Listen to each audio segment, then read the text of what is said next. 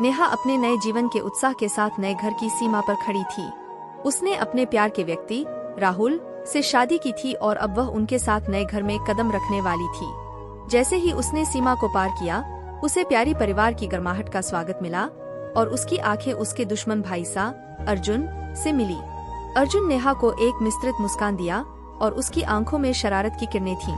परिवार में हमेशा ही शरारती रहे होते हुए भी नेहा को उसके इस्तीफे अच्छे लगते थे, भले ही वे कभी कभी उसकी सहनशीलता का परीक्षण करते थे। अगले कुछ दिनों में नेहा ने अपने नए जीवन को एक पत्नी के रूप में संभाला, राहुल के प्यार और स्नेह का आनंद लेते हुए। पर इस खुशी में उसने अर्जुन के नखरेबाज व्यवहार को नोट किया।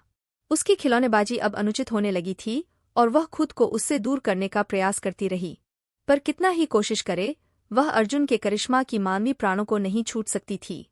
सप्ताहों और महीनों के बाद नेहा ने अर्जुन के व्यवहार से बढ़ती असहजता महसूस की।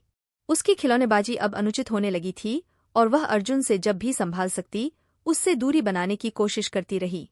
पर जितना वह कोशिश करती, उतना ही वह अपने आप को अर्जुन की करिश्मा से दूर नहीं कर पाती थी। नेहा के मन में अब एक भावनात्मक संघर्ष की कलह थी। वह अर्जुन के बारे में क्या सोचे, उसकी मासूमियत को अपने दिल से कितनी दूर रखे, ये सभी सवाल उसके दिमाग में घूमते रहते थे।